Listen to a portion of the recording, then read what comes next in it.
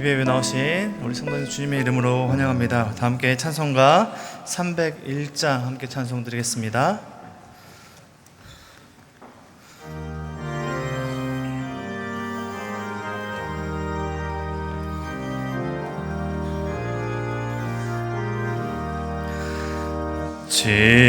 지금까지 지내온 것 주의 크신 은혜라 한이 없는 주의 사랑 어찌로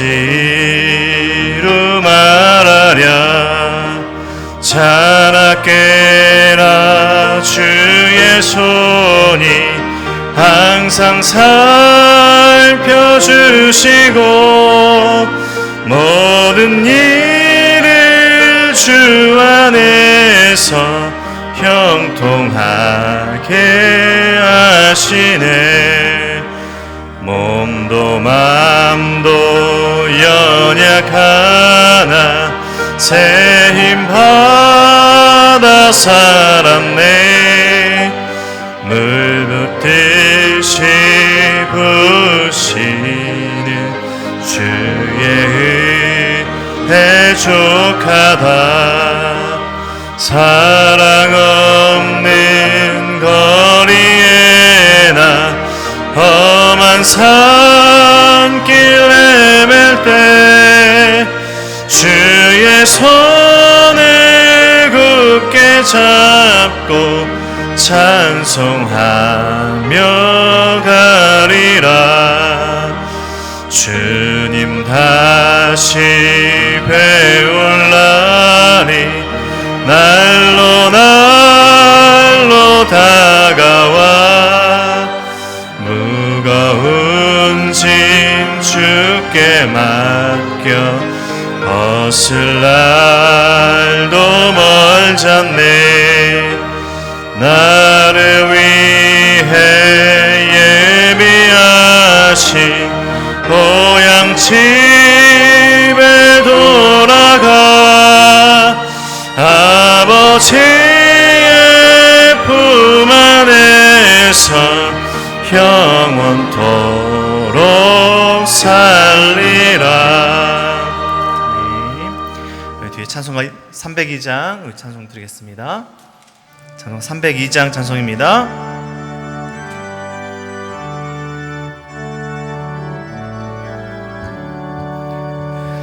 내 주 하나님 넓고 큰 은혜는 저 큰 바다보다 깊다. 너 곧 닷줄을 끌러 깊은 데로 한강 가운데 가보라. 언덕을 떠나서 창파에 배 띄워 내 주 예수 은혜의 바다로 내 맘껏 쳐가라. 왜 너 인생은 언제나 거기서 저 큰 바다 물결 보고 금이 모르는 깊은 바다 속을 한번 헤아려 안 보나. 언덕을 떠나서 창파에 배 띄워 내 주 예수 은혜의 바다로 내 맘껏 쳐가라. 많은 사람이 얕은 물가에서 저 큰 바다 가려다가 찰싹거리는 작은 파도 보고 마음 약하여 못 가네. 언덕을 떠나서 창파에 배 띄워 내 주 예수 은혜의 바다로 내 맘껏 쳐가라. 자고 가거라 이제 곧 가거라 저 기름의 바다 향해 자고 내 노를 저 깊은 데로 가라 망망한 바다로 언덕을 떠나서 장파에 배 띄워 내 주 예수 은혜의 바다로 내 맘껏 쳐가라. 아멘. 찬송 304장 우리 한 장 찬송 드리겠습니다. 찬송 304장 찬송입니다.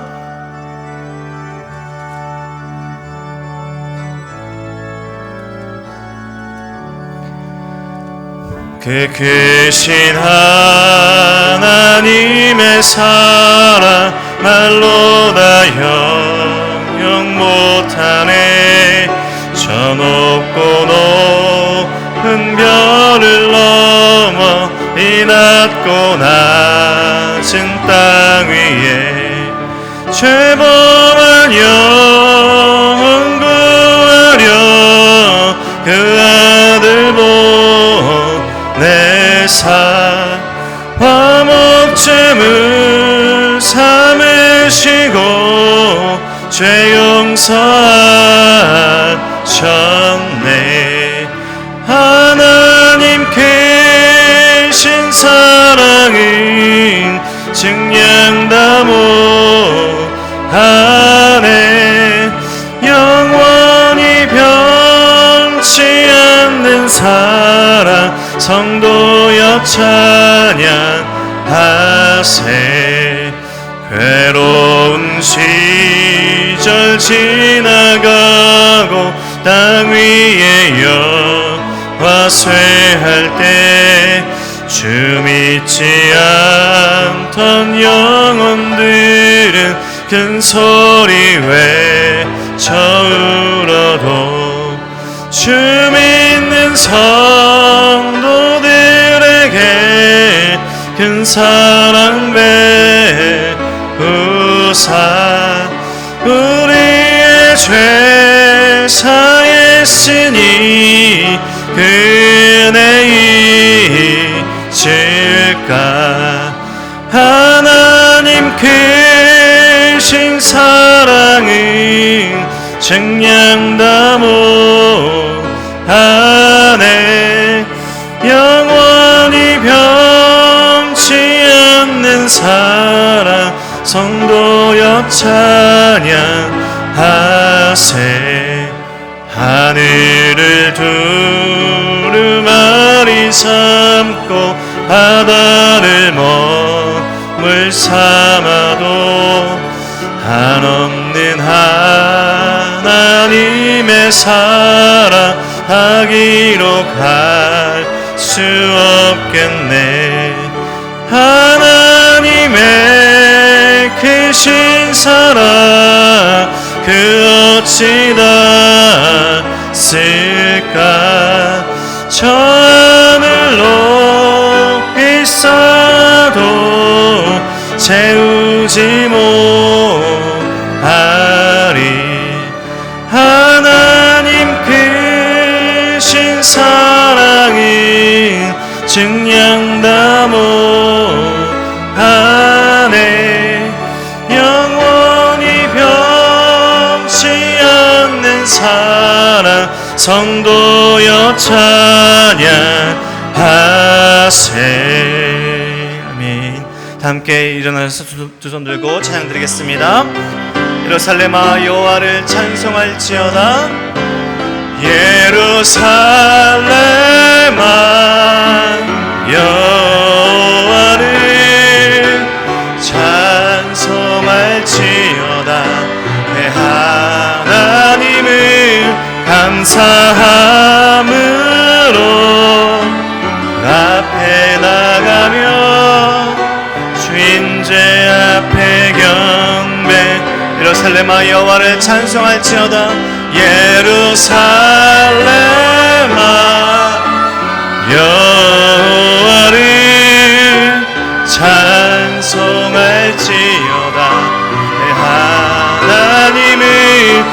감사함으로 앞에 나가며 주인제 앞에 경배해. 손을 내시고 우리 함께 신앙을 고백하겠습니다. 전능하사 천지를 만드신 하나님 아버지를 내가 믿사오며 그 외아들 우리 주 예수 그리스도를 믿사오니 이는 성령으로 잉태하사 동정녀 마리아에게 나시고 본디오 빌라도에게 고난을 받으사 십자가에 못 박혀 죽으시고 장사한 지 사흘 만에 죽은 자 가운데서 다시 살아나시며 하늘에 오르사 전능하신 하나님 우편에 앉아 계시다가 저리로서 산자와 죽은 자를 심판하러 오시리라. 성령을 믿사오며 거룩한 공예와 성도가 세교통한 것과 죄를 사하여 주신 것과 몸이 다시 산 것과 영원히 산 것을 믿사옵나이다. 아멘. 우리 잘 앉아서 찬송가 300장 함께 찬송 드리겠습니다.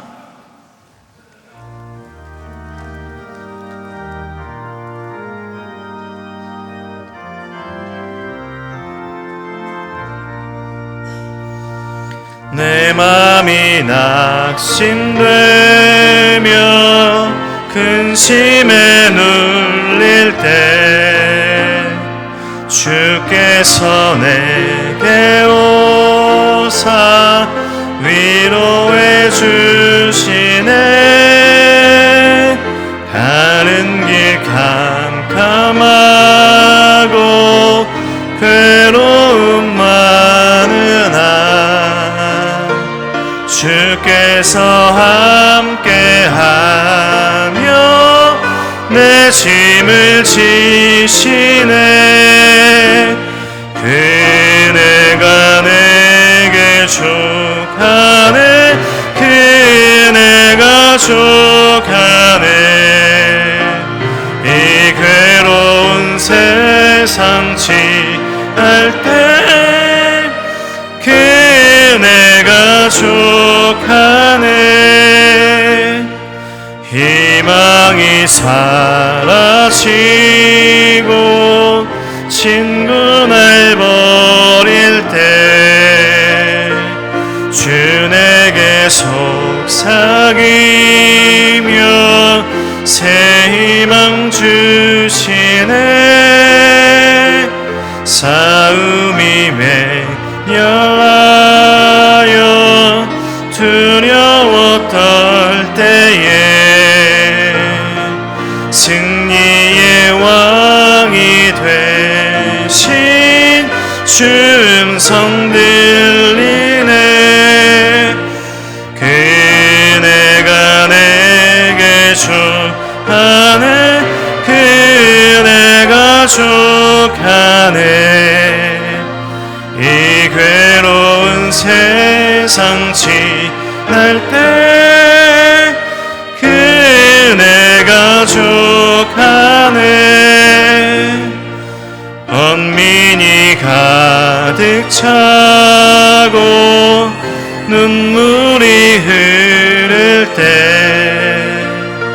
주 나의 곁에 오사 위로해 주시네.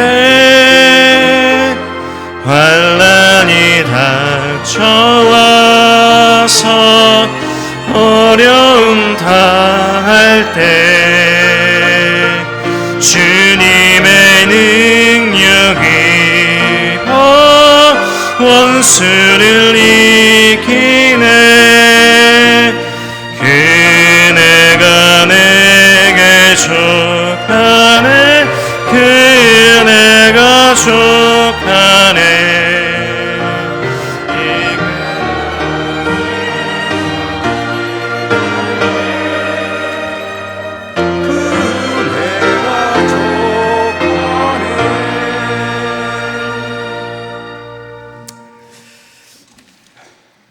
사랑과 은혜가 충만하신 하나님 아버지, 참 좋은 날, 오늘 또 아버지께 예배드릴 수 있도록 불러주셔서 감사드립니다.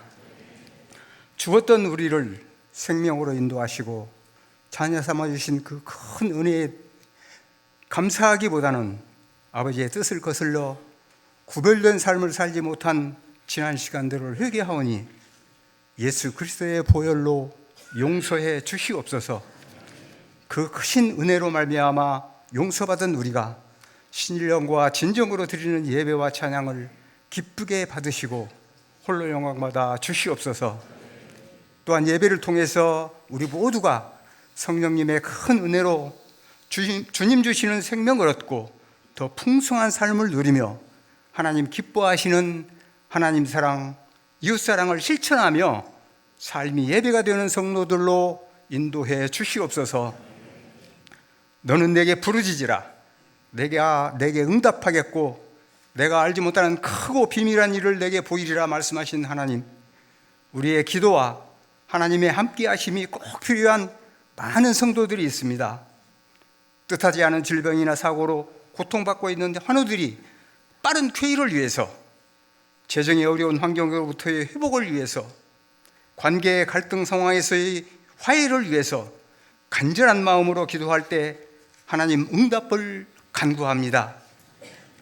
우리 민족의 흥과 정을 가족과 이웃과 함께 기쁨과 감사를 나누는 설 명절을 받고 있습니다. 귀한 명절, 가족과 이웃들에게 예수 그리스도의 복음을 전하는 절호의 기회로 삼아 영혼을 살리고 하나님 나라의 확장을 계기로 삼게 하는 귀한 계기가 될 수 있도록 인도하여 주시옵시고, 모든 일정 위에 즐거움과 안전함으로 함께해 주시옵소서.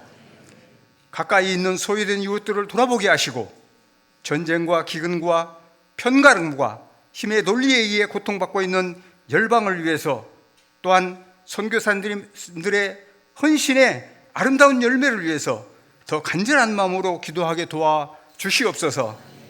하나님을 경험하는 가정을 세우는, 세상을 새롭게 하는, 미래를 열어가는 교회의 4대 비전을 모든 성도들의 마음에 새기고 실현해낼 수 있도록 각자에게 맡겨진 아버지 하나님께서 작은 사명들을 잘 감당할 수 있도록 인도해 주시옵소서. 다음 주부터 시작되는 전반기 특별 새벽기도회를 허락해 주신 하나님 아버지, 이번 새벽기도회를 잘 준비하고 모두 동참해서 큰 은혜 받고 맡겨진 사명 잘 감당해서 잘하였도다 착하고 충성된 종아, 내가 작은 일에 충성하였음에 내가 많은 것을 내게 맡기리니 내 주인의 즐거움에 참여할지어다 하는 칭찬을 듣는 모든 성도들이 들을 수 있도록 아름다운 천국잔치가 되도록 역사해 주시옵소서. 말씀 전하실 목사님께 영육간의 강건함과 성령 충만 주셔서 하나님의 마음에 합한 목자로 세워주시옵시고, 살아계신 하나님의 능력의 말씀으로 우리 성도들의 영을 깨워서 예수 그리스도를 닮아가기에 합당한 말씀을 전하실 수 있도록 인도해 주시옵소서. 예배를 위해 여러 모양으로 맡겨진 작은 일에 충성되어 헌신하는 예배위원들의 섬김을 기쁘게 받으시고 하늘의 복과 땅의 충만한 것으로 채워 주시옵소서. 영광 받으시기에 합당한 우리의 생명 되시는 예수 그리스도의 이름으로 기도드리옵나이다. 아멘.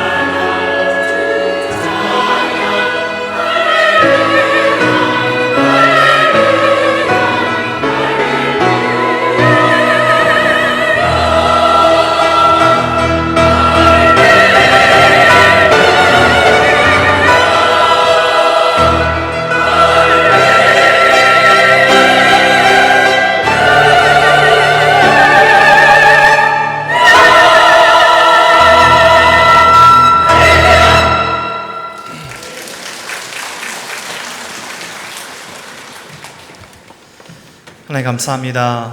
복된 주를 허락하시고 찬송하며 기도하며 말씀 들으며 하나님 앞에 나아가 계시니 감사합니다. 온 천하 만물을 창조하신 하나님의 그 사랑과 은혜로 우리 하루하루 살아가는 늘 기억하며 하나님께 감사하며 영광 올려드리는 우리의 삶이 될 수 있도록 인도하여 주시옵소서. 감사함으로 드리는 헌금을 기쁘게 받아주시고 드린 손길마다 하나님의 하나없는 은혜와 사랑을 베풀어 주시고 하나님의 귀한 사역에 쓰일 수 있도록 축복하여 주시옵소서. 감사드리며 예수 그리스도 이름으로 기도드립니다. 아멘.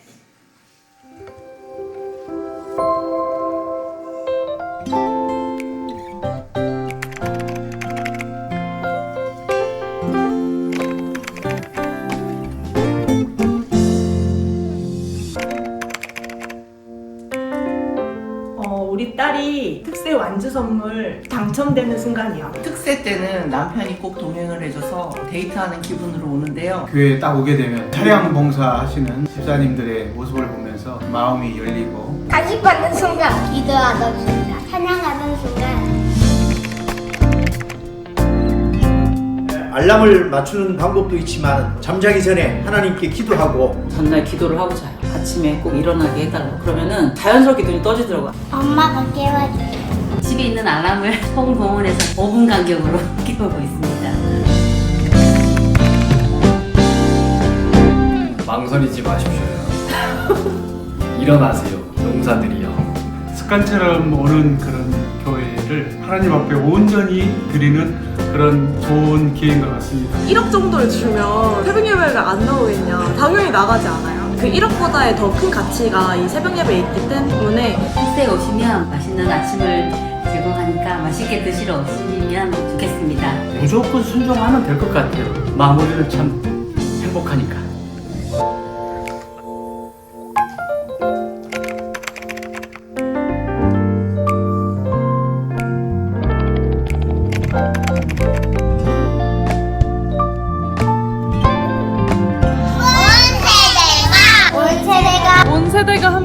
온 세대가 함께하는 온 세대가 함께하는 특별 새벽 기도회 특별 새벽 기도회 특별 새벽 기도회 특별 새벽 기도회 특별 새벽 기도회 첫 아침을 주님과 함께 첫 아침을 주님과 함께. 주님과 함께 주님과 함께 주님과 함께 화이팅! 파이팅! 화이팅!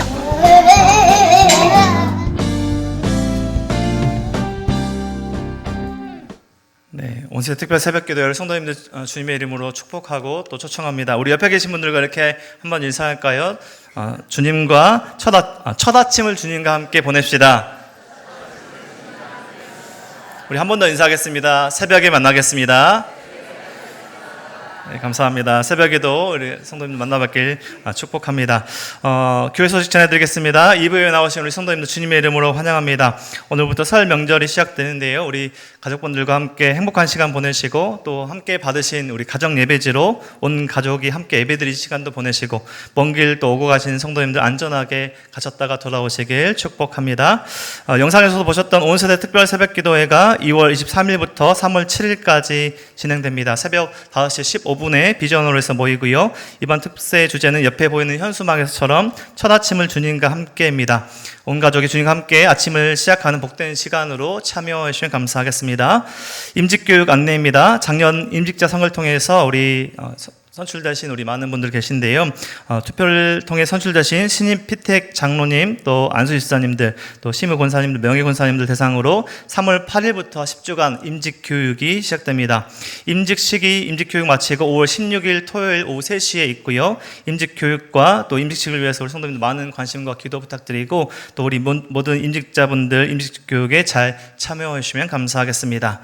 오늘 식당과 순장 모임은 설 연휴 관계로 쉽니다. 양일 3단계 시작합니다. 3월 10일부터 5주간 매주 화요일 낮바는 오전 10시, 저녁은 8시에 그레이스로 진행됩니다.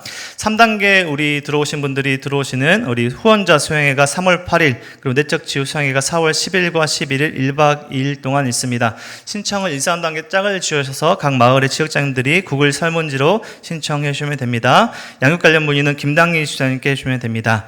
늘푸른 마을 봄 성경학교가 3월 8일 주일 오전 10시 50분부터 오후 4시까지 쉔마산 4층에서 있습니다. 주제는 은혜로 다시 피는 인생, 다시 봄, 다시 은혜입니다. 70세 이상 성도님들 누구나 참여 가능하십니다. 2026년 성도님과 함께하는 부활절 칸타타 또 함께 하시기 원하시는 성도님들 오영미 권사님께 문의하시고 함께 해주시기 바랍니다. 모집 광고들 안내인데요. 주보를 잘 참고하시고 함께 해주시면 감사하겠습니다. 예배국에서 주일 2, 3부 예배 안내팀 모집합니다. 세가족부에서 바나바 팀원을 모집하고 있습니다. 운동교 26학년도 신편입생 추가 모집합니다. 열린다락 농구 다락 순원을 모집하고 있습니다. 열린다락 바이올린 순원을 모집하고 있습니다. 화성호산 58기 아버지 학교 시작합니다. 이번 아버지 학교는 향남 로덴나무교회에서 진행되고요. 3월 7일부터 5주간 진행되는 일정입니다. 아버지 학교 관련 문의는 정명재 장로님께 해주시기 바랍니다. 임명입니다. 축복마을 여 1다락에 이영미 A 집사님, 축복마을 여 6다락에 이선미 집사님을 순장으로 임명합니다. 교육동정입니다. 은혜마을 정광춘 장로님, 이달순 권사님 아들 정성진 형제 결혼식이 2월 21일 토요일 오전 11시 빌라드 치디 안산에서 있습니다. 이번 주 식당은 설 연휴로 쉽니다. 다음 주 식당 봉사 향기마을, 청소봉사 별빛 마을입니다. 그럼 오늘 주신 하나님의 말씀 함께 찾도록 하겠습니다. 오늘 주신 하나님의 말씀 창세기 12장 10절에서 13장 4절까지 말씀입니다. 구약성경 창세기 12장 10절에서 13장 4절까지 말씀 우리 한 절씩 교독하시겠습니다. 그 땅에 기근이 들었으므로 아브라함이 애굽에 거류하려고 그리로 내려갔으니 이는 그 땅에 기근이 심하였음이라. 그가 애굽에 가까이 이르렀을 때에 그의 아내 사레에게 말하되 내가 알기에 그대는 아리따운 여인이라. 애굽 사람이 그대를 볼 때에 이르기를 이는 그의 아내라 하여 나는 죽이고 그대는 살리리니 원하건대 그대는 나의 누리라. 그러면 내가 말미암아 안전하고 내 목숨이 그대로 말미암아 보존되리라 하니라. 아브라함이 애굽에 이르렀을 때에 애굽 사람들이 그 여인이 심히 아름다움을 보았고 고관들도 그를 보고 칭찬함으로 그 여인이 바로 앞에 이에 바로가 그로 말미암아 아브라함을 후대함으로 아브라함이 양과 소와 노비와 암수 나귀를 낙타를 얻었더라. 여호와께서 사례를 일로 바로와 큰 재앙을 내리신지라. 바로가 아브라함을 불러서 이르되 내가 어찌하여 나에게 이렇게 행하였느냐? 내가 어찌하여 그를 내 아내라고 내게 말하지 아니하였느냐? 내가 그를 데려가다가 아내를 삼게 하였느냐? 내 아내가 여기 있으니 이제 데려가라 하고 바로가 사람들에게 그의 일을 명하매 그들이 그와 함께 그의 아내와 그의 모든 소유를 보내었더라. 아브라함이 애굽에서 그와 그의 아내 모든 소유와 롯과 함께 네겝으로 올라가 아브라함에게 가축과 은과 금이 풍부하였더라. 네겝에서 그를 떠나 베델에 이르며 베델과 아이 사이 곧 장막 함께 읽겠습니다. 그가 처음으로 제단을 쌓은 곳이라 그가 거기서 여호와의 이름을 불렀더라. 아멘. 목사님 나오셔서 두려워 말고 믿기만 하라라는 제목으로 말씀 전해주시겠습니다. 마태복음에 보면 베드로가 물 위를 걷는 아주 놀라운 이야기가 나옵니다. 오병이어의 기적이 일어난 다음에 예수님께서 건너가라, 갈릴리를 건너가라 하셨고 예수님 기도하러 떠나셨죠. 제자들끼리 열심히 노를 젓는데 바람이 너무 거세서 노를 젓기가 쉽지 않습니다. 겨우 막 끙끙거리면서 가는데 그때 예수님이 물 위로 걸어오시죠. 처음에는 유령인가 싶어가지고 막 했는데 예수님께서 나다 안심해라 이렇게 말씀하셨습니다. 그때 베드로가 이런 말을 했습니다. 주님, 진짜 주님 맞다면 저보고 이 물 위를 걸어오라고 한번 말씀해 주십시오. 주님께서 와라. 그때 베드로가 바다 위로 뛰어내렸습니다. 그리고 물 위를 걸었습니다. 그러다가 바람이 불고 물결이 치는 걸 딱 보니까 갑자기 두려움이 확 밀려오는 거죠. 그러면서 이제 막 물에 빠져들게 되었습니다. 그때 주님께서 그의 손을 잡아서 건져주시면서 이런 말씀을 하셨습니다. 믿음이 작은 자여 왜 의심하였느냐? 믿음이 없는 자는 아니에요. 믿음이 분명히 있어요. 그런데 믿음이 작아요. 아마 처음에 베드로가 물 위로 뛰어내렸을 때는 주님께서 오라 하시면 얼마든지 갈 수 있겠구나라고 하는 믿음이 있었을 겁니다. 그 믿음으로 뛰어내린 거예요. 그런데 두려움이 밀려오니까 그 믿음이 쪼그라들었습니다. 그래서 작은 믿음이 되어버린 거죠. 자, 여기서 우리는 한 가지 공식을 발견할 수 있습니다. 믿음과 두려움은 반비례의 관계를 갖고 있다. 믿음이 자라면 두려움은 작아집니다. 두려움이 커졌다는 말은 믿음이 작아졌다는 말입니다. 그래서 진짜 문제는 정말 우리를 둘러싸고 있는 환경이나 역경이 아니라 내 안에 얼마나 큰 믿음이 있는가, 바로 이것이죠. 오늘 본문에 보면 아브라함 이야기가 나옵니다. 여러분 지난주 말씀 기억나십니까? 아브라함이 그 살기 좋았던 그 문명화된 땅 갈대아 우르, 그 다음으로 갔던 하란을 다 떠나서 마침내 약속의 땅 가나안, 정말 어떤 곳인지도 알지 못하고 떠났던 그 가나안 땅에 들어온 이야기입니다. 그래서 우리는 이 아브라함을 보면서 정말 놀라운 믿음의 사람이다, 믿음의 조상이다, 이렇게 이야기를 하죠. 근데 바로 그랬던 그가 오늘 본문에 보면 믿음이 흔들리고 그러면서 굉장히 어려운 길로 빠져들어가는 것을 보여줍니다. 그래서 우리는 이 아브라함의 모습을 보면서 한편으로 굉장히 실망합니다. 정말 믿음의 조상, 대단한 사람인 줄 알았더니 이렇게 흔들리는구나, 실망하기도 하지만 또 다른 한편으로는 약간 위로를 받습니다. 아브라함도 우리랑 같은 사람이었구나. 그는 완벽한 믿음의 사람이 아니라 때로는 흔들리기도 하고 때로는 넘어지기도 하지만 다시 일어서서 주님 붙들고 다시 믿음을 회복해 가는구나, 그걸 우리에게 보여주는 것이죠. 여기 우리의 소망이 있는 겁니다. 보통 우리가 뭐 이렇게 성경에 나온 사람, 아브라함이 예를 들면 뭐 아들을 바쳤다, 아브라함 원래 믿음 좋으니까 그렇게 할 수 있지만 우리는 아니야, 금방 이렇게 쉽게 결론을 내리는데요, 성경은 그렇게 말하지 않습니다. 아브라함도 우리랑 똑같았고요, 힘들면 넘어질라 하고 그 가운데서 다시 주님 붙들어주면 일어나고, 이게 진짜 우리의 믿음 생활이라는 거죠. 여기 있는 우리, 저를 포함한 우리 모두는 완벽한 믿음의 소유자가 아닙니다. 때로는 막 믿음으로 기도하고 담대히 나가지만 큰 파도가 몰려오면 금방 두려움에 빠져 넘어질 수 있는 사람들입니다. 그럼 오늘 본문이 우리에게 말하는 건 뭡니까? 그 어떠한 경우에도 다시 하나님의 손을 잡고 일어서는 것, 이게 진짜 믿음이다라는 것을 보여주고 있습니다. 사실 아브라함이 가나안 땅에 들어온 것은 하나님의 뜻을 거스려서 반대길로 가다가 지금 이런 어려움에 처한 게 아닙니다.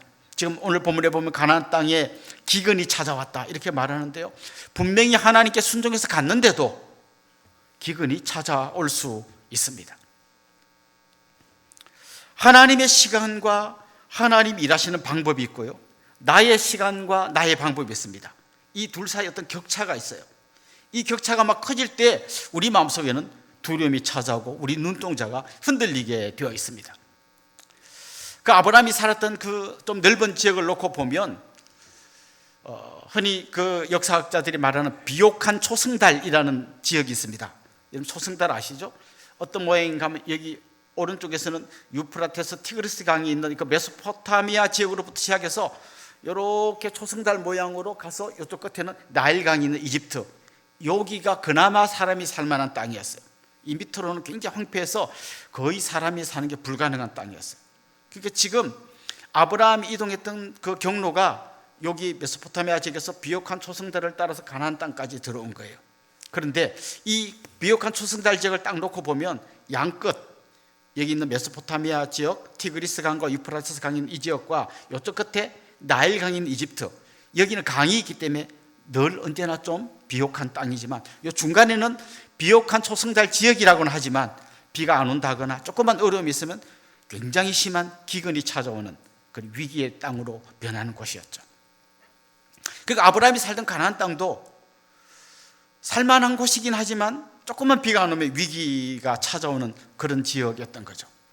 그래서 아브라함 기근이 딱 찾아오니까 금방 어떤 생각을 하게 되나 하면 이 가나안 땅이 내게 주신 약속의 땅이다라고 하는 하나님의 약속은 좀 뒤로 밀려나게 되고 당장 이 기근을 어떻게 해결할까?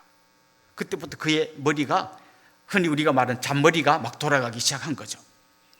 결국 그는 그나마 좀 안정된 땅, 이 나일강 유역이 있는 이 이집트로 내려가게 됩니다. 이 나일강은 남쪽에서 북쪽으로 이렇게 물이 흘러가는데요, 중간에 막 그 강가에 있는 나뭇잎이 막 떨어지고 거기에 같이 강이 흘러 들어가 가지고 그 바닥에서 막 이렇게 썩습니다. 그럼 아주 비옥한 거름 같은 게 되는 거죠. 그러다가 1년에 한 차례 정도 나일강이 범람합니다. 그러면 그 강바닥에 쌓여있던 굉장히 풍성한 유기물들이 다 강 옆으로 흘러오면서 그 토지에 한마디로 쉽게 말해서 그냥 순식간에 걸음을 쫙 주는 것 같은 효과를 내게 됩니다. 그래서 나일강 유역은 굉장히 비옥하고 그냥 비가 안 와도 강이 있으니까 늘 좀 풍성한 땅이었습니다. 오늘 본문에 나오는 아브라함은 이제 그 지역으로 내려가게 되는 거죠. 여러분, 진짜 우리 믿음이 어떤 믿음인지 알려면요, 고난을 당할 때 그가 어떻게 하는가를 보면 그의 믿음이 어떤 믿음인지 알 수 있어요. 그냥 평안할 때는 잘 몰라요. 다 괜찮은 것 같은데 고난이 딱 닥쳤을 때 그가 하는 행동이 그게 진짜 믿음이 뭔지를 보여주는 거죠. 옛날에 우리 할머니들한테 이야기 들으면 이런 이야기 하시더라고요. 6.25 때 손주를 우리 집에 이 장손을 안고 어떻게든 내가 이 전쟁통에 이 아이를 지켜야지 하고 막 안고 가다가 옆에서 포탄이 딱 떨어지면 그냥 애 던져놓고 그냥 막 엎드려 가지고 정신을 차리고 보면 우리 손주 어디가 뒤에 막 찾았다는 얘기를 해요. 진짜 위기가 닥치면 뭐 손주고 뭐고 필요 없는 거죠. 네. 평소에 우리가 정말 하나님 앞에서 어떤 사람인가, 이거는 위기가 닥쳐봐야 하는 거죠. 예를 들면 경제적으로 좀 넉넉할 때는 우리 마음이 넉넉해집니다. 하나님께도 드리고 이웃과도 나누고 뭐 충분히 그럴 것 같지만 진짜 내가 먹고 살기 힘들어지면요, 눈이 반짝반짝하고 돈 1,000원, 5,000원에도 막 눈빛이 막 흔들리게 돼 있죠. 그런 의미에서 예수님 말씀하실 때 과부가 엽전 두 랩돈을 드린 것 때문에 칭찬하신 것은 이 여인이 정말 이거 없으면 죽을지도 모르는 그 척박한 상황 속에서 그가 어떻게 돈을 썼는가를 보여주는 행동이었던 거죠. 여러분의 신앙이 어떤 신앙인지는 고난의 때에 진짜 확인할 수 있는 것이죠. 아브라함은 고난이 닥쳤을 때 하나님을 의지하기보다 지금 자기 잔머리를 굴리면서 애굽으로 내려가고 있습니다. 자, 근데 아브라함이 애굽에 내려가면서 한 가지 걱정이 생겼습니다. 자기 아내 사라가 너무 미인인 거예요. 그 당시가 여러분 요즘 우리가 사는 시대와 크게 다르잖아요. 지금은 뭐 누가 잘못하면 CCTV에 다 찍히고 막 경찰에 잡혀가게 되고 그냥 법에 따라 막 감옥에 가고 이런 게 있지만 그 당시는 법 질서고 나라고 뭐 제대로 없던 시대 아닙니까? 그러면 어떤 사람이 잘못해가지고 그냥 뭐 누구를 죽이거나 이래도 뭐 어디 가서 말할 데도 없는 거죠. 우리 앞에 살펴본 뭐 라멕이 자기에게 상처를 입혔다고 누구를 죽여버린, 그걸 막 자랑해도 누가 뭐 잡아가고 뭐 이렇게 재판하고 이럴 수 있는 상황이 아니잖아요. 그러니까 그때는 일종의 정글의 법칙이 통하는 거죠. 힘센 사람이 최고고 그러면 끝나는 거예요. 그런 상황에서 그는 애굽이라고 하는 그 당시로 봐서는 꽤나 튼튼하게 세워진 그 나라 한복판으로 지금 들어가고 있는데 자기 아내가 걱정되는 거예요. 혹시 사람들이 이 미인인 내 아내를 빼앗기 위해서 나를 죽이고 아내를 뺏어가면 어떨까 하는 두려움이 생겼던 겁니다. 그런데 여러분 이렇게 나이를 계산해 보면 아브라함이 그 하란을 떠날 때 75세였거든요. 그리고 아브라함과 사라의 나이 차이가 10살입니다. 그럼 그때 사라의 나이는 65세였습니다. 65세 아내를 바라보면서 이 미인인 아내를 빼앗길까 봐 걱정하는 아브라함을 보면서 여기는 많은 남성들이 부러워할 것 같습니다. 나도 그런 걱정 좀 해봤으면 좋겠다. 어쨌거나 뭐 이게 약간 객관적으로 그 당시 그 바로라든지 신하들이 전부 다 미인이라 하고 하는 거 보면 진짜 미인 맞았던 것 같아요. 여기 또 우리 여성분들은 나도 65세 때도 이런 좀 고민을 해봤으면 좋겠다 그럴지 모르겠습니다. 어쨌거나 지금 이 65세 아내를 빼앗길까 봐 두려워하는 아브라함의 마음의 중심이 있는 게 바로 두려움이었던 거죠. 이 두려움이 고향과 친척과 아버지의 집을 떠나게 했던 그의 믿음을 쪼그라들게 만들어버린 거죠. 믿음이 쪼그라들고 두려움이 커진 상태에서 그는 계속해서 그의 잔머리를 굴리기 시작합니다. 그래서 이렇게 생각한 거죠. 내 아내라 하면 나를 죽이고 뺏어갈지 모르니까 내 누이라고 하자. 그러면 사람들이 안 뺏어가겠지, 나를 안 죽이겠지, 이런 잔머리를 굴린 거죠. 그런데 나중에 이제 딱 들어갔더니 누이라고 하니까 남편도 없는 사람이니까 애굽 왕 바로가 그 여인을 이제 취해가 버립니다. 그리고 아브라함을 후대했습니다. 뭐 그 당시 제도로 뭐 지참금 같은 게 있었으니까 너 누이를 내가 데려온 대신 너에게 많은 재물을 주마 이렇게 해서 재물을 주고 데려갔습니다. 그 당시에 그나마 큰 나라를 이루고 있던 애굽의 왕 바로와 저 멀리서 떠돌이같이 온 아브라함은 상대가 안 되는 사람이죠. 그의 힘을 어떻게 해볼 도리가 없습니다. 괜히 내 아내입니다 이렇게 했다가는 이제 자기 목이 날아갈 판이죠. 결국 그는 어쩔 수 없는 상황에서 아내를 빼앗기는 절대절명의 위기를 맞게 됩니다. 그런데 여러분, 이미 하나님은 약속하셨어요. 그의 후손을 통하여 모든 민족에게 복을 주겠다는 약속을 이미 하셨어요. 그의 후손들이 나오려면 그의 아내가 있어야 되고 그의 아내가 또 자녀를 낳아야 되고 하는 이 하나님의 약속이 있었지만 지금 그는 그 약속이 생각나지 않습니다. 당장에 떨어진 이 위기 때문에 두려워하고 있습니다. 그가 꾀를 냈는데, 잔머리를 굴렸는데, 자기가 아는 모든 지식과 경험을 동원해서 뭔가를 결정했는데 거기에 문제가 뭔가 하면 하나님이 빠져 있었어요. 하나님 없는 계획, 하나님 없는 어떤 나의 여러 가지 플랜들은 사실 모래 위에 지은 집과 똑같습니다.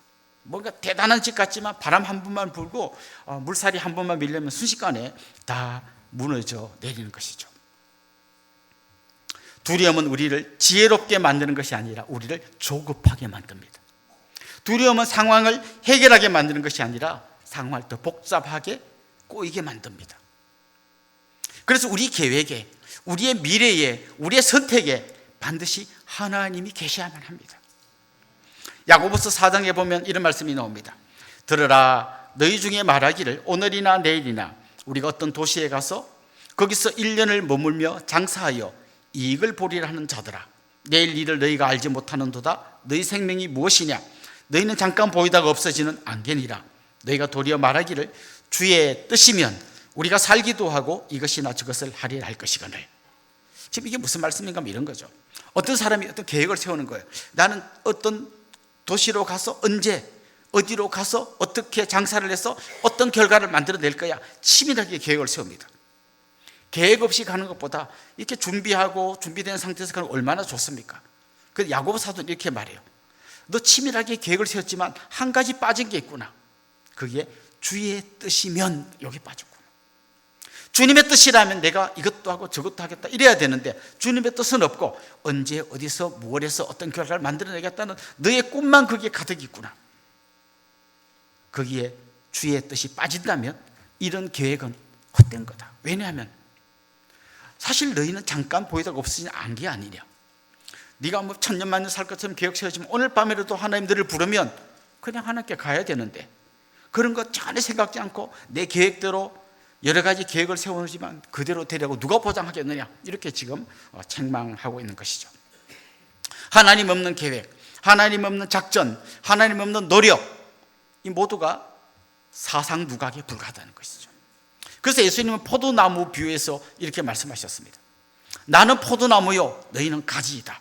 만약 가지가 포도나무에 붙어 있으면 절로 과실을 맺게 된다.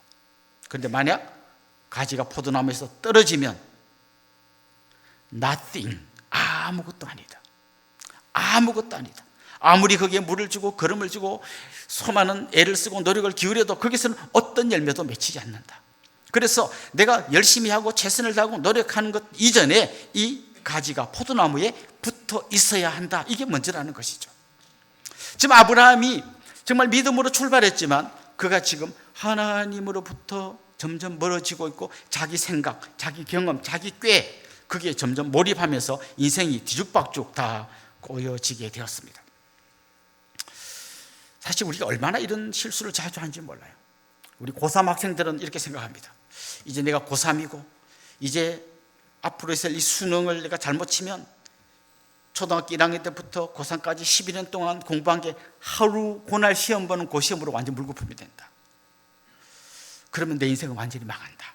그럼 어떻게 해야 될까? 한 시간이라도 더 공부하기 위해서 나는 이 고3 기간 동안은 교회 안 가고 그냥 열심히 공부해서 정말 전국 수석을 차지한 다음에 인터뷰할 때 하나님의 은혜로 전국 수석을 이렇게 하고 싶다. 이렇게 이제 장꾀를 막 굴리면서 자기를 합리화시키면서 선택을 하지만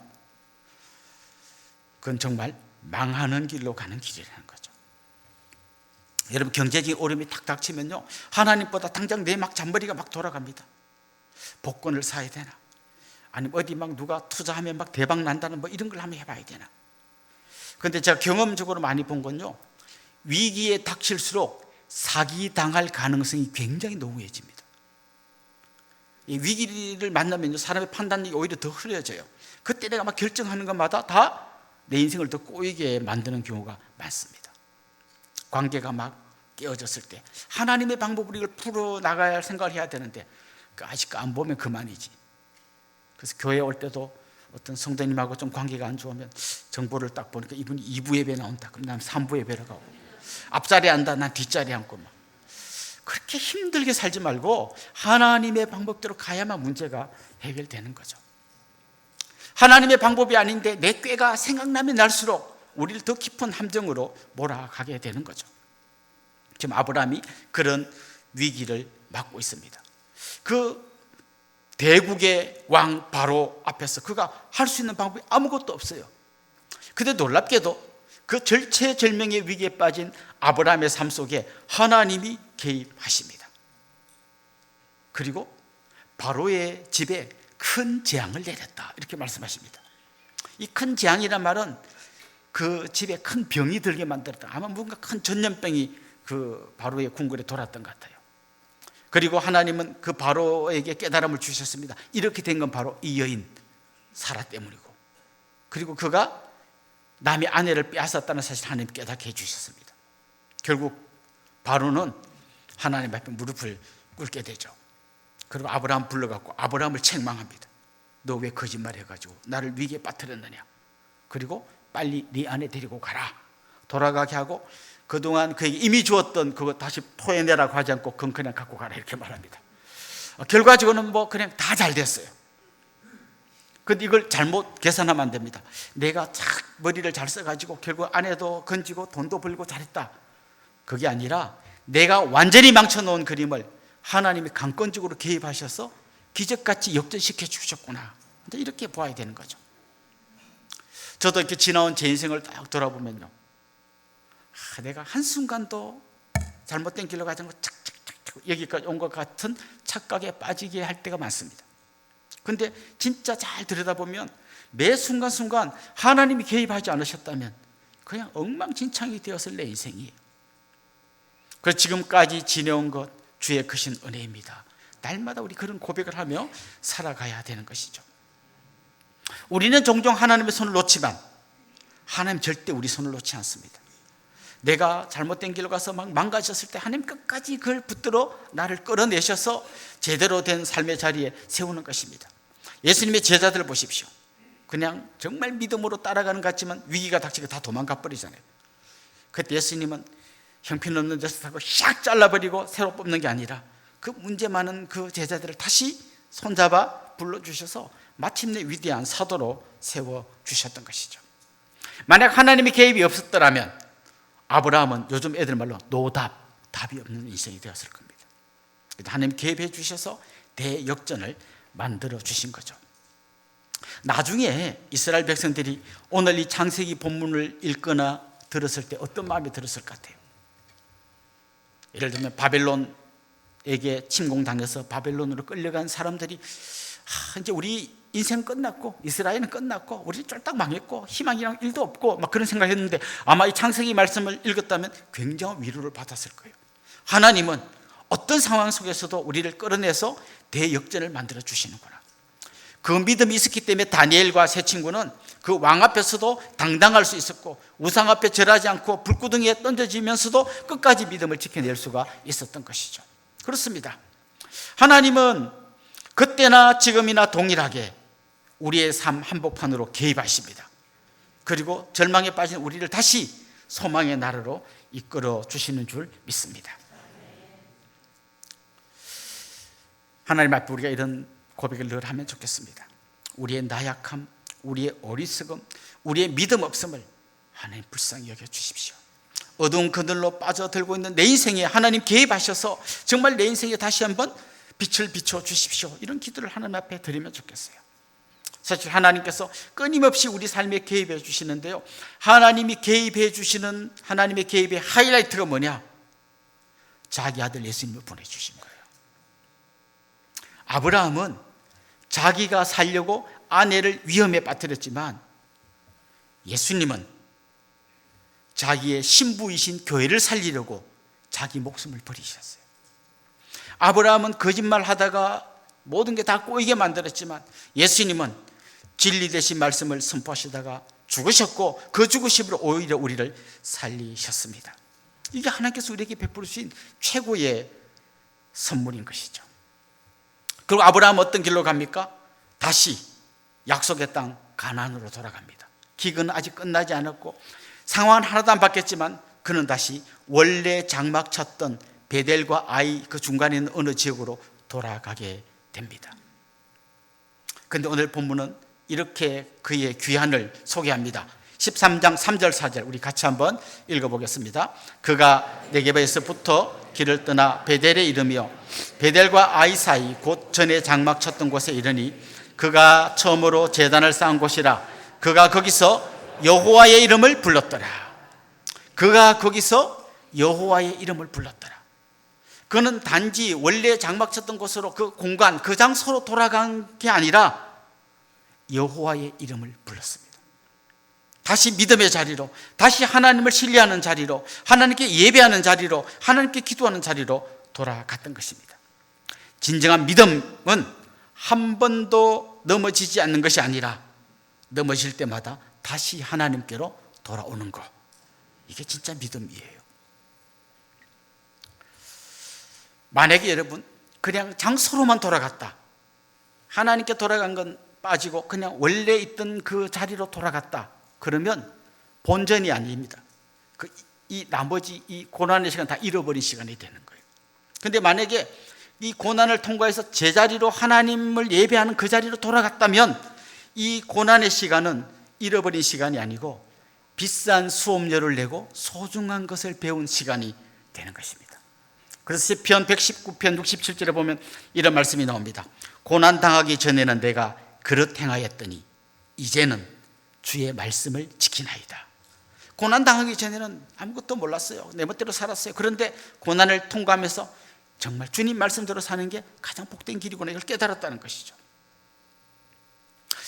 여러분, 하나님께서 우리 고속도로를 주셨는데 굳이 비포장 자갈길로 가서 죽을 고생하고 해서 겨우 깨닫고 돌아온 걸 보면서 무엇을 생각해야 될까요? 굳이 그렇게 할 필요 없잖아요. 이 고속도로 달릴 때 끝까지 흔들리지 않고 믿음의 반석에 굳게 서서 오직 하나님 한 분만 붙들고 가는 끊임없는 삶을 살아가는 게 더 복된 삶이지, 굳이 자갈길 한 바퀴 돌고 와서 깨닫고 회개하고 눈물 흘리면서 주님 앞에 돌아와가지고 다시 여호와의 이름을 부르는 이 복잡한 코스 대신에 잘 나갈 때, 평안할 때, 고난이 없을 때 믿음 가운데 사는 게 복된 인생이에요. 굳이 탕자가 되어서 막 돼지 우리에 가가지고 쥐염 열매를 못 먹어서 막 배고파 울고 불고 하다가 주님께 돌아오는, 굳이 이런 길로 갈 필요 없다는 거죠. 근데 가끔씩 이제 청년들하고 이야기해 보면요, 이런 이야기하는 철없는 청년들이 있어요. 목사님, 저는 모태신앙이어가지고 뭐 뜨거운 체험이 없어요. 뭐 뜨겁게 막 눈물 흘리고 이런 거 없고 그냥 뭐 늘 그냥 뭐 하나님 계신가 확실히 믿고 그런데 그냥 고만고만해서 그랬어요. 제가 한 몇 년이라도 주님 떠나가고 한번 있다가 나도 한번 진짜 수련회 때 와가지고 막 눈물 콧물 흘리면서 회개하고 막 이런 감격을, 그게 바로 그건 거죠. 굳이 고속도로 놔두고 자갈길 가가지고 죽을 고생하다가 와서 그런 귀한 체험을 하시는 분도 너무 귀하지만 잘 나갈 때 오직 믿음으로 두려워하지 않고 하나님만 바라보는 그 믿음이 더 복된 믿음인 줄로 믿습니다. 이런 얘기를 하다 보면 진짜 또 한 분이 떠오릅니다. 바로 예수님이시죠. 마귀가 예수님 시험할 때 어떻게 시험했습니까? 첫 번째 시험, 돌로 떡을 만들어라. 이거 뭐 돌이 펑 해서 떡 되게 해봐라, 이걸 하는 게 아니라 진짜 죽으면 먹고 사는 거 아니냐, 너 그거 해결해봐라, 이렇게 이야기한 거예요. 그때 예수님 어떻게 하셨습니까? 사람이 떡으로만 살 것이 아니요 하나님 입에서는 말씀으로 살아야 된다. 이 먹고 사는 문제 때문에 막 방황하는 사람들이 해결할 수 있는, 그 문제를 해결할 수 있는 진짜 해답이 어디 있냐면 하나님의 말씀 안에 있다는 거예요. 내가 먹고 살기 위해서 하나님 멀리하고 잔머리 굴리고 요리 빠지고 저리 빠지고 이리 돌고 저리 돌고 해봐야 자갈길 비포장길로 가서 안에 빼앗기고 그냥 위기에 빠져서 아브라함의 길로 가는 것이죠. 그런데 예수님께서는 그게 흔들리지 않고 하나님의 말씀으로 사는 거다. 그래서 하나님 우리에게 주신 말씀은 막 하고 귀찮아 죽겠어요. 이것도 해라 저것도 해라 하지 마라 막 복잡한 것 같지만 사실은 우리를 자갈길 대신에 고속도로를 달릴 수 있도록 하나님 미리 다 답을 주시는 거예요. 그 답을 붙들고 살아가는 그분들에게 오늘도 주님은 이 본문을 통해서 말씀하십니다. 두려워 말고 믿기만 하라, 이렇게 말씀하시는 것입니다. 믿음은 두려움이 전혀 없는 상태가 아니라 두려움이 있지만 그 가운데서도 하나님을 바라보는 것입니다. 그게 진짜 믿음이에요. 다시 기도의 자리로 나오는 거예요. 다시 예배의 자리로 나오는 것입니다. 그래서 다시 하나님의 이름을 부르는 것, 이게 진짜 믿음인 줄로 믿습니다. 사랑하는 성도 여러분, 오늘 본문에 나온 아브라함의 모습에서 우리의 모습이 보이지 않습니까? 여러분 혹시 믿음으로 출발했다가 두려움 가운데 애굽으로 내려가려고 하고 있지는 않습니까? 고난이 닥쳤을 때 하나님은 잘 안 보이고 내 계산이 앞서고 내 현실의 문제가 더 크게 보이지 않습니까? 그러나 오늘 본문이 우리에게 주는 분명한 메시지는 이것입니다. 우리가 흔들리고 때로 잘못된 선택을 할 때도 하나님께서 절대 우리를 포기하거나 버리지 않는다는 것입니다. 하나님께서 신실하게 끝까지 약속을 지켜주신다는 것입니다. 오늘 하나님께서도 우리에게도 똑같은 은혜 주시기를 소망합니다. 두려움의 자리에서 믿음의 자리로 돌아오기를 원하십니다. 염려의 자리에서 기도의 자리로 돌아오기를 원하십니다. 내 계산의 자리에서 하나님의 약속의 자리로 돌아오기를 원하십니다. 떡을 찾아 떠나는 인생이 아니라 주님의 말씀으로 유혹을 이기기 원하십니다. 그 하나님을 바라보십시오. 그리고 마음속으로 이렇게 고백하십시오. 주님, 두렵지만 주님을 믿습니다. 주님, 때로 흔들리지만 다시 주님을 바라봅니다. 주님, 제 삶을 붙들어 주십시오. 이런 믿음으로 다시 하나님 앞에 든든히 서서 달려가시는 여러분 되시기를 주님의 이름으로 축원합니다. 우리 같이 한번 찬양하고 기도하길 원합니다. 하나님의 사랑을 사모하는 자, 이 찬양 같이 하겠습니다.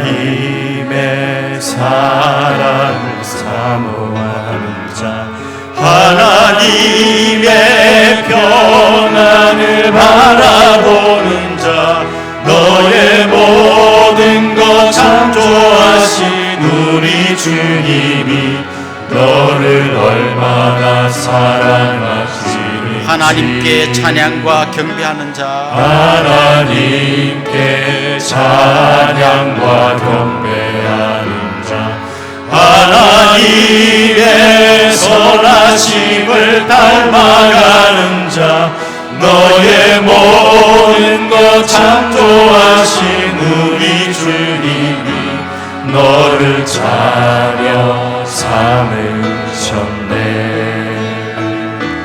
하나님 사랑의 눈으로 너를 어느 때나 바라보시고, 하나님 인자한 귀로서 언제나 너에게 기울이시니 어느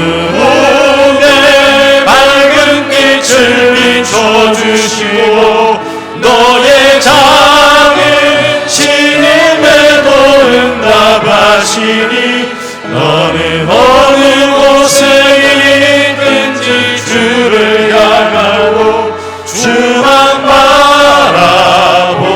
하나님 사랑의 눈으로, 하나님 사랑의 눈으로 너를 어느 때나 바라보시고,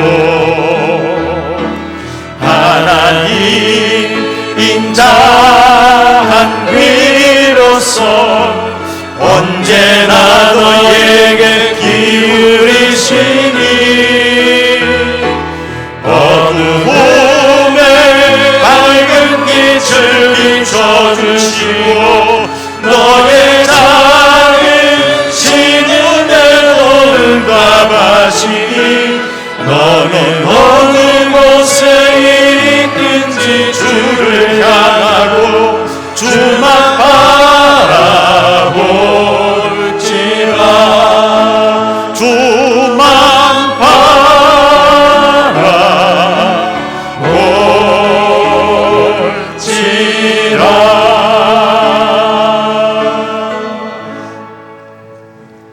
말씀을 생각하면서 같이 기도합시다.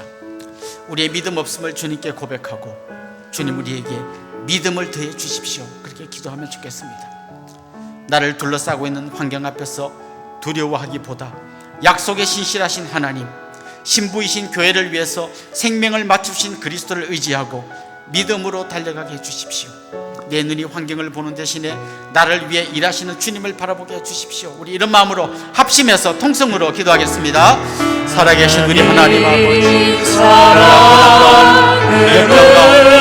절망 가운데 신음하며 하나님 우리의 잘못을 하나님 우리의 방법으로 우리의 길로 하나님 더 하나님 주께서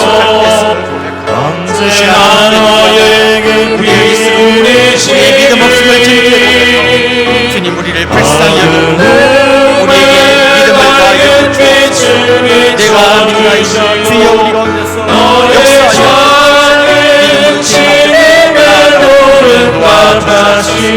우리를 둘러싸고 있는 바라보면서 절망하고 내 생각과 내 병과 오직 하나님 한 분만 바라보게 하여 주님은 이 안으로 들어갈 수 있도록 하나님 우리의 눈을 열어 우리 믿음의 눈을 열어주시고 우리 가슴을 뜨겁게 하여 주시옵소서. 오직 주님 한 분 바라보는 그 믿음으로 달려갈 때 하나님 우리의 방법, 우리의 생각, 우리의 길에서 절대 찾을 수 없는 놀라운 역사가 하나님의 개입 가운데서 일어나주옵소서. 한 분 한 분 끊어주시고 믿음의 반석에 굳게 세워주시옵소서. 날마다 주님 바라보며 승리의 찬양을 주님 앞에 드릴 수 있는 저희를 되게 하여 주시옵소서. 우리의 약함을 주님 앞에 내어놓고 주님의 강함으로 우리가 되기를 소망하며 하나님 이 시간에 절망 가운데서 기다리는 성도들의 눈물의 기도를 들어주시옵소서. 내가 출구를 찾지 못하여 방황하며 하나님 앞에 눈물을 흘리며 엎드릴 때 주님 길을 열어주시옵소서. 살아계신 우리 하나님 아버지, 우리의 믿음 없음을 불쌍히 여겨 주옵소서. 우리에게 믿음을 다하여 주옵소서. 우리를 향해 닥쳐오는 바람과 물결 때문에 좌절하고 두려움에 빠지기보다는 믿음의 눈을 열어 주님 바라보게 하여 주옵시고 주님 손 붙들고 승리하게 하여 주옵소서. 예수님의 이름으로 기도드립니다. 아멘. 이제 저를 잠깐 주목해 주시면 좋겠습니다. 같이 한번 축하하고 또 환영하면 좋겠는데요. 지난주가 생일이었던 분 한번 손 들어볼까요? 예, 한번 일어나시죠. 1초 만에 드셨는데 감사합니다. 또요. 중간에 집사님 계십니다. 지난주가 결혼기념일이셨던 분, 그런 분도 한번 손 들어볼까요? 예, 한번 일어나시죠. 예, 같이 축하하면 좋겠습니다. 혹시나 우리 교회 처음 오신 분, 등록하기를 원하는 분, 그런 분도 한번 손 드시면 우리가 같이 환영하고 축복하겠습니다. 그리고 우리 분들 주님의 이름으로 환영하고 축복하겠습니다. 아주 먼 옛날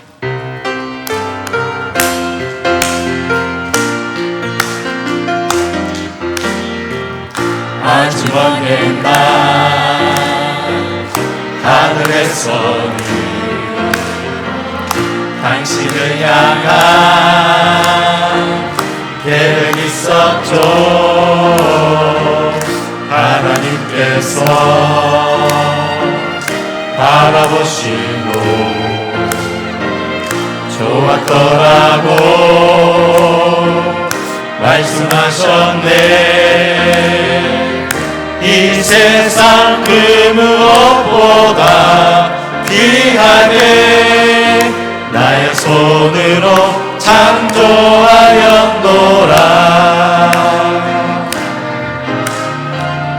내가 너로 인하여 기뻐하노라. 내가 너를 사랑하노라. 사랑합니다. 축복합니다. 사랑해요.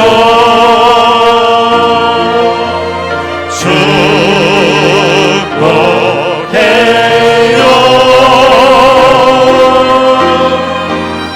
당신의 마음에 우리의 사랑을 모아드립시다. 사랑을 드려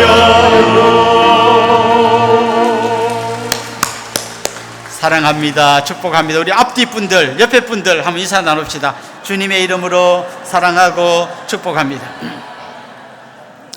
특별히 명절을 맞아 고향 찾아오셔서 우리에게 오신 여러분들 주님의 이름으로 환영하고 축복합니다. 우리 그분들에게 향해서 박수 한번 보냅시다. 어디서나 주님과 함께 동행하시는 멋진 성도님 되십시오. 이제 우리 자리에서 한번 다 일어나겠습니다. 우리 주제 찬송 감사 365 부른 다음 축도로 예배를 마치겠습니다.